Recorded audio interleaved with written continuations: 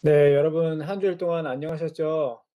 갈라디아서 이렇게 마지막 오늘 1, 2, 3 묵상하는데 참여해 주셔서 너무나 감사하고 그동안 참 열심히 참여해 주시고 또 기도해 주셔서 참으로 감사합니다.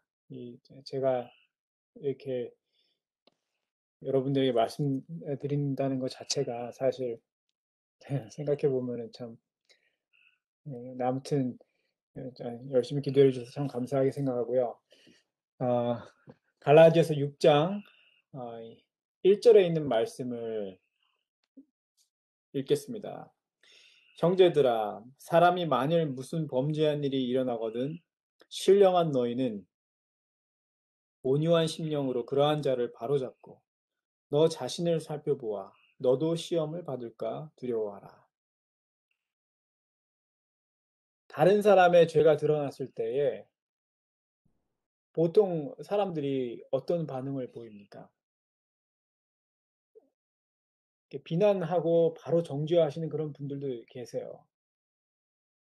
그러면 그러니까 다른 사람이 이렇게 범죄가 드러나고 다른 사람의 잘못이 이렇게 교회에서든지 뭐 이웃 사회에서 이렇게 나타났을 때 특별히 한국 사회에서는 그런 게 굉장히 많은 것 같은데 그 사람에 대한 모든 비난을 집중해서 하는 정말 그런 것들을 우리가 종종 보게 됩니다. 그런데 어쩌면 여러분과 저 같은 사람은 그렇게 막 대놓고 막 나서서 그렇게 비난하기 좋아하고 정죄하기 좋아하고 어 그렇게는 안 할 거라고 저는 생각합니다. 물론 그렇게 할 때도 있을 수도 있죠. 저희 같은 사람들은 이제 그런 거는 굉장히 믿음이 없고 부족한 사람들이 보이는 태도고 신앙이 좀 있다거나 믿음이 좀 쌓였다고 하는 사람들은 그렇게 하지 않는다. 이렇게 이제 생각할지도 모릅니다. 그러면 어떻게 하냐면은 그냥 아무 말 없이 가만히 보고 있습니다. 속으로 생각하기를 내가 나설 문제가 아니다. 하나님께서 판단하시고 알아서 처리하시겠지. 이렇게 생각합니다. 이게 굉장히 좋은 생각처럼 들릴지도 모릅니다. 하지만은 사실은 그게 아니에요. 그 사람은 멸망을 당하든 내가 상관할 바가 아니고 나는 나만 잘하면 된다는 생각도 같이 포함되어 있어요. 가만히 들여다보면. 타인의 구원에 별 관심이 없는 것이죠. 사랑이 없는 오직 나만 생각하는 이기적인 그런 마음이 저 밑바닥에 깔려 있을 것 같아요.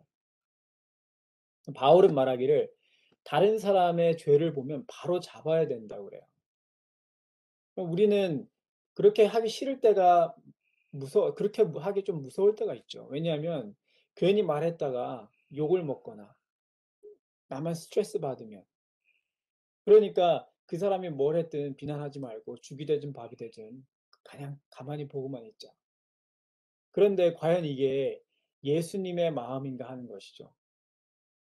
그래서 바울이 말하기를 그 친구가 돌이키도록 도와주라는 것입니다. 물론 힘들고 어렵고 부담이 되죠. 죄를 지적해야 하는 일은 쉬운 일이 아닙니다.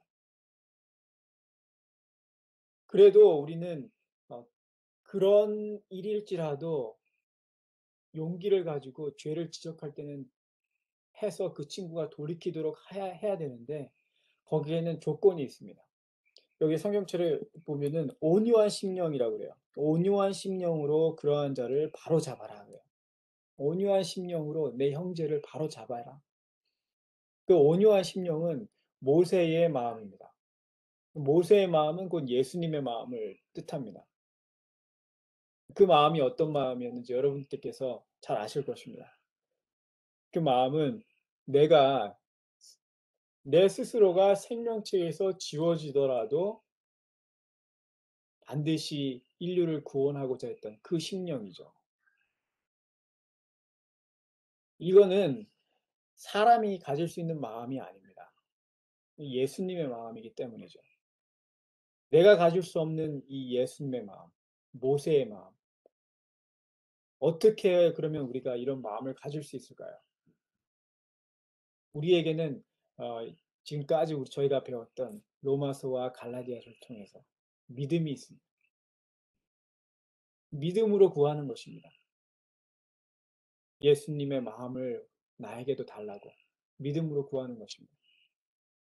그럴 때에 이런 마음을 하나님께서 우리에게 선물로 주실 것이라고 믿습니다. 2절에 너희가 짐을 서로 지라 그리하여 그리스도의 법을 성취하라 이렇게 나옵니다. 모든 사람에게 짐을 있는데 어, 그 짐을 서로 지라고 말씀하고 계세요. 그리스도인들에게도 짐이 있습니까? 그리스도인들에게도 짐이 있죠. 우리를 짓누르는 가장 힘들고 무거운 짐은 하나님의 자녀들로서 죄의 짐이 아닌가 생각해 봅니다. 그 죄의 문제는 율법이나 할례, 선행이 해결할 수 없고 오직 예수님만이 해 주실 수 있습니다. 그래서 마태복음 11장 28절 수고하고 무거운 짐진 자들아 다 내게로 오라. 내가 너희를 쉬게 하리라. 이렇게 말씀을 하시는 것입니다. 이렇게 예수님만이 우리 형제의 죄를 바로잡을 수 있고 죄의 짐을 덜어줄 수 있습니다. 죄의 속박에서 자유롭게 해주실 수 있습니다. 오늘 말씀에서 우리에게 서로의 짐을 지라고 합니다. 죄에 살고 있는 형제를 온유한 마음으로 권면하고 바로 잡으라고 하셔요. 이러한 엄청난 사명, 이 불가능할 것 같은 사명을 받고 우리는 우리의 1번 상태, 이게 철저히 이기적이고 나밖에 모르는 오직 나의 구원과 나에만 관심이 있는 이 상태를 느끼면서 절망할 수밖에 없죠. 그러면서 우리는 예수님을 부를 수밖에 없습니다. 아이고 예수님. 이 말밖에 안 나오는 거죠. 그때에 성령님이 우리 마음속에 임하시고 예수의 마음이 우리에게로 들어옵니다. 예수님의 마음이 우리에게 들어오면 어떤 일이 생길까요? 그러면은 이 형제의 죄가 마치 나의 죄처럼 느껴지면서 그 형제를 위해 마치 내 죄를 위해서 매달리듯이 하나님께 매달릴 수밖에 없는 것이죠. 그런 기도가 성경책에 많이 나옵니다. 대표적으로 다니엘의 기도를 우리가 알 수 있죠. 다니엘 9장 3절에 보면은 다니엘이 내가 금식하며 베옷을 입고 죄를 뒤집어 쓰고 주 하나님께 기도하며 간구하기를 결심하고 이렇게 기도를 시작합니다. 금식하면서. 근데 뭘 위해서 기도를 하냐면은 11절에 온 이스라엘이 주의 율법을 범하고 치우쳐 가서 주의 목소리를 듣지 아니하였으므로 우리가 주께 범죄하였음이니이다. 여기 보면은 다니엘은 범죄하지 않았거든요. 다니엘은 범죄한 일이 없는데 여기 보면은 우리가 주께 범죄하였음이니이다. 이렇게 얘기를 해요. 다니엘은 이스라엘 백성이 범죄해서 바벨론까지 잡혀오고 그 잡힌 바벨론 안에서도 여전히 범죄하고 살고 있는 이 상태가 마치 그 백성의 죄가 자기의 죄처럼 느껴지는 겁니다. 우리가 주께 범죄하였다. 나까지 다 포함된 것이죠. 마찬가지로 느헤미야도요. 느헤미야 1장 4절에 느헤미야가 소식을 듣죠. 예루살렘에 가 있는 백성들이 여전히 죄 속에 살고 있고 하나님의 이름이 더럽힘을 당하고 성문은 다 망가지고 이방 나라들에게 괴롭힘을 당하고 있다는 그런 소식을 그 고국에 대한 비참한 소식을 듣고 느헤미야가 주야로 기도하기 시작합니다.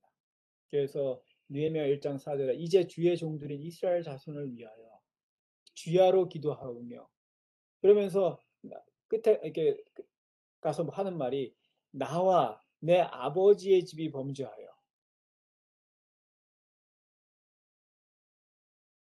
자기가 범죄한 게 없어요. 근데 그 백성의 죄가 마치 나의 죄처럼 느껴집니다. 그래서 나와 내 아버지의 집이 범죄하였다 이렇게 고백을 하는 것이죠. 하나님은 우리에게 이와 같은 온유한 심령, 예수님의 마음으로 형제의 죄를 위해서 기도하고 그들의 죄를 마치 나의 죄처럼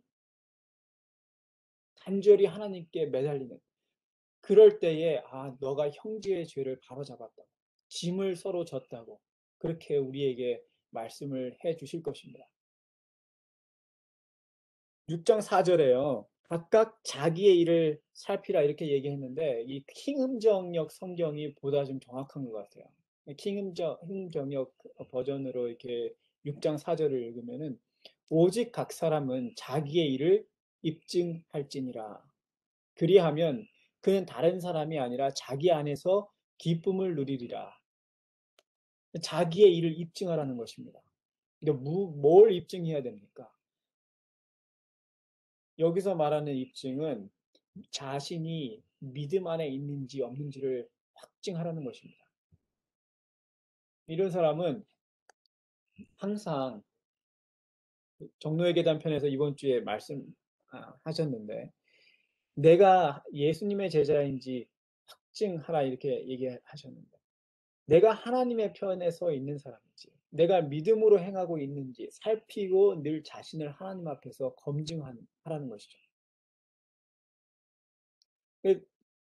이런 사람은 내 안에서 기쁨을 누린다고 그래요. 내 안에서 기쁨을. 이런 사람은 아무리 위대한 일을 했더라도 어떤 많은 선행을 하거나 하나님의 사업을 크게 했더라도 결코 자랑하지 못합니다. 아주 믿음이 위대한 그런 어, 승리를 했더라도 그걸 다른 사람한테 막 자랑하지 못해요. 다만 스스로 참 평안과 감사함이 마음속에서 조용히 넘치는 것을 경험하게 됩니다. 내 안에서 조용히 기쁨이 막 솟아나와요. 다른 사람이 나를 알아줘서 내가 기쁜 것이 아니라. 왜 그럴까요? 고린도전서 15장 10절에 그러나 나의 나된 것은 하나님의 은혜로 된 것이니 내게 주신 그 은혜가 헛되지 아니하여 내가 모든 사도보다 더 많이 수고하였으나 내가 아니고 오직 나와 함께 하신 하나님의 은혜로다 이렇게 고백했는데 사도 바울이 내가 다른 사도보다 더 많이 수고해서 그것을 다른 사람에게 자랑하고 다른 사람이 나를 알아줘서 그게 기쁨과 행복이 되는 것이 아니고 이게 하나님께서 나를 이렇게 사용하셨구나 하는 그것을 깨달음으로 인해서 오는 하나님의 은혜라는 것을 인정하고 하나님께서 나와 함께 하신다는 것을 이렇게 느낌으로 인해서 내 안에서 누리는 그런 기쁨이 생기는 것입니다. 모든 것을 하나님께 이루셨고 내가 나된 것은 하나님의 전적인 은혜로다. 이 마음이 들어올 때, 이 생각이 나에게 느껴질 때에 모든 것을 하나님께서 이루셨고 은혜이구나. 그러면 우리가 다른 사람과 비교할 수도 없고 자랑할 수는 더욱더 없고 오직 하나님께 영광을 돌리면서 내 안에는 충만한 그냥 이렇게 그 반딧불이나 이렇게 그 폭죽처럼 확 하고 터져버리고 금방 없어지는 그런 기쁨이 아니라 잔잔하고 오래 지속되는 행복과 평화가 내 속에서부터 나오는 것이죠. 하나님은 우리가 그런 경험을 하기를 원하실 것입니다. 이런 사람은 믿음으로 살고 있다는 것을, 내가 하나님 편에 서 있다는 것을 확증하는 것입니다. 5절에는요. 각각 자기의 짐을 질 것이니라 이렇게 나옵니다. 2절에는 짐을 서로 지라고 말씀하셨는데 5절에는 각각 자기의 짐을 지라고 그래요. 2절의 짐은 내려놓을 수 있거나 분담할 수 있는 짐이라고 생각한다면 5절에 나오는 이 짐은 내려놓을 수 없는, 분담할 수 없는 짐입니다. 주석에 보면은 이 원어적으로 이 병사가 지는 군장 같은 것. 결코 이게 병사가 군장을 내려놓을 수가 없죠. 무겁다고 해서. 마치 임신한 여인이 뱃속의 아기가 아무리 거추장스럽고 그래도 결코 다른 사람이 지워줄 수 없어요. 그 짐을. 내가 끝까지 담당해야 하는 짐입니다. 그런 짐들은 죄책감일 수도 있고 어떤 육체적 고통일 수도 있고 다른 사람이 분담할 수 없는 그런 짐들이 우리 모두에게 있습니다. 마태복음 16장 24절에 예수께서 제자들에게 이르시되 나를 따라오거든 자기를 부인하고 자기 십자가를 지고 나를 따르라 그래요. 이 내가 질 수밖에 없는 이 짐들은 나의 십자가입니다. 나의 십자가. 예수님이 그런데 그 십자가를 다른 사람에게 이렇게 주려고 하지 말고 혹은 다른 사람이 지어줬으면 이렇게 바라지 말고 자기가 자기 십자가를 져야 된다고 그러세요. 예수님께서 나에게 지고 따라오라고 하는 그 십자가는 무엇일까요? 여러분 모두에게 그런 십자가가 분명히 있으실 것입니다. 그것이 무엇이 됐든지 간에 나를 부인해야지 질 수 있습니다. 여기 자기를 부인하고 자기 십자가를 지라고 그래요. 나의 자존심, 나의 이기심, 나의 사랑을, 내 자신을 내려놔야 예수님이 들어오시고 하나님의 사랑의 힘으로 나의 십자가를 질 수 있을 것입니다. 왜 우리 모두에게 십자가가 있을까요? 그냥 십자가 없이 가볍게 갈 수는 없는 걸까? 만약에 십자가가 없었다면, 바울도 그런 얘기를 하죠. 자기에게도 그런 십자가가 있음을 고백합니다. 만약에 나에게 그런 십자가가 없었다면, 나의 자존심, 이기심, 나에 대한 사랑을 내려놓는 그 경험과 연습을 하기가 불가능할 것입니다. 그래서 바울처럼요, 저도 십자가 때문에 힘들 때가 있다고 생각하고 불평할 때도 있지만 그 힘든 그 순간을 믿음으로 이겨내고 지나가면은 그 십자가가 다시 그렇구나. 이 십자가는 나로 하여금 예수님을 더 알게 만들어주고 더 예수님께 나아가게 해주는 감사한 십자가인 것이구나. 그래서 예수님께서 이것을 지고 따라오라고 하시는 것이구나. 그거를 알게 되는 것입니다. 6장 7절에요. 사람이 무엇으로 심든지 그대로 거두리라. 자기 육체를 위하여 심는 자는 육체로부터 썩어질 것을 거두고 성령을 위하여 심는 자는 성령으로부터 영생을 거두리라. 우리가 선을 행하되 낙심하지 말지니 포기하지 아니하면 때가 이르매 거두리라. 우리가 하나님의 도움 없이 믿음 없이 예수님의 힘 없이 내가 스스로 열심히 노력하면 얻을 수 있는 것들이 있습니다. 세상에서 우리가 부러워하는 위대한 업적을 이룬 사람들이 많이 있습니다. 열심히 노력해서 좋은 학교에 들어가고 많은 연봉을 받고 심지어는 세상을 바꾸는 그런 혁신적인 위대한 일도 하는 사람을 우리가 보게 됩니다. 스티브 잡스처럼요. 애플 회사를 세계적인 기업으로 만든 하루에 4시간을 자면서 컴퓨터와 아이폰을 만들었어요. 세상을 바꾸는 회사를 만들었죠.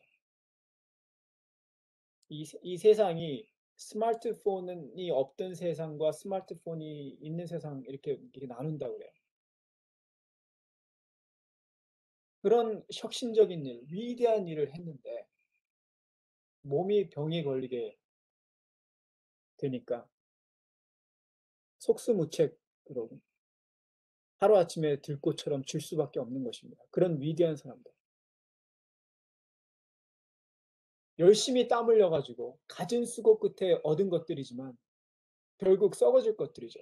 잠시 있다가 사라질 것. 내가 가지고 갈 수 없는 것들. 그래서 저 생각해 봤습니다. 무엇이 육신을 위하여, 육체를 위하여 심는 것인가? 일일이 말씀드리지 않아도 여러분들께서 너무나 잘 아실 것 같고, 믿음으로 하지 않는 것들, 믿음으로 내가 하지 않는, 지금 이 순간 내가 믿음으로 하지 않는 모든 것들, 예수와 함께 하지 않는 것들, 내가 오늘 하루 정신없이 살았는데, 열심히 뭔가 하면서 지냈는데, 내가 만일 그거 하나하나를 예수님과 함께 매일 매 순간 안 했으면은 그것이 무엇이 됐든지 생명이 될 수 없고 결국 썩어질 것이 될 것입니다. 그래서 무엇을 하든지 매 순간 우리가 예수님과 함께 해야 되겠습니다. 예수님의 이름을 부르면서 믿음으로 해야 되겠습니다. 하루에 수십 번, 100번을 불러도요. 그렇게 하루를 마쳤는데 그렇게 혹 한 달, 1년을 보냈는데 당장 겉에 외관적으로 뭐가 좀 달라진 게 있나? 무슨 열매가 있나? 사단은 우리에게 그렇게 속삭일 때가 있을지도 모릅니다. 여전히 나에게 십자가가 있고 여전히 현실적인 어려움이 있을 수 있고 육체의 고통이 여전히 있을 수 있고 문제가 여기저기 있을 수 있습니다. 그래서 9절에 말씀하시기를 우리가 선을 행하되 낙심하지 말라 그랬어요. 포기하지 아니하면 때가 이름에 거두리라. 이 선을 행한다는 것은 믿음으로 계속 하나님의 힘으로 예수님의 이름을 부르면서 하나하나 어떤 일을 하든지 그렇게 할 때에 낙심하지 말라는 것이죠. 당장 눈에 보이는 어떤 변화가 없을지라도. 왜냐하면 하나님께서 분명히 하나님의 시간표에 따라서 100배, 1000배의 결실로, 열매로 분명히 맺도록 축복해 주실 것이기 때문입니다. 여러분의 삶 속에 언제나 무슨 일을 하시든지 간에 하나님과 함께 하시고 성령을 매일 받아서 살아가심으로 인해서 내 안에는 충만하고 지속되는 기쁨이 넘치고 평안이 넘치고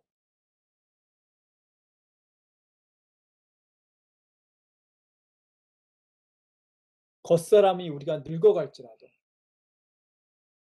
혹은 내 겉 육신은 병에 들지 모르지만 내 속사람은 계속해서 하나님 앞에서 영원한 그 생명의 열매로 계속해서 채워지는 영생의 것들이 계속해서 채워지는 그런 복된 삶이 되시기를 바라면서 어, 말씀을 마치겠습니다. 다 같이 기도하겠습니다.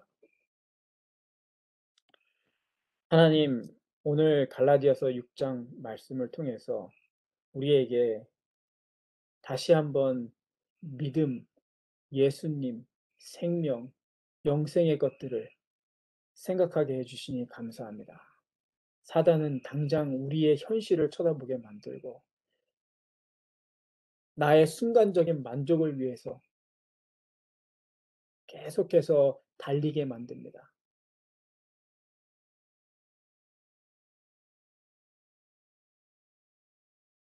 우리가 너무나 육신이 연약하고 앞날을 볼 수 없는 무지한 죄인들이기에 이 생각이 작은 상자 안에 갇힌 상태처럼 그렇게 살아갈 때가 너무나 많지만 하나님께서 우리를 이와 같은 말씀으로 계속해서 깨워주시고 위를 쳐다볼 수 있게 해주신 그 은혜를 감사합니다. 하나님, 우리 모두에게 다른 어떤 선물보다도 성령을 허락하여 주시고 그래서 우리의 영의 눈이 깨어날 수 있도록 축복하여 주셔서 우리가 사단의 속임에 넘어가지 아니하고 육체로 육체의 것들로 계속 심는 것이 아니라 영의 성령의 것들로 영생의 것들, 생명의 것들을 땀 흘려 심을 수 있도록 축복하여 주시옵소서. 우리 각자의 삶 속에 그런 하나님의 은혜와 어, 성령의 역사하심이 충만하게 임하시기를 예수 그리스도의 이름으로 간절히 기도드리옵나이다. 아멘.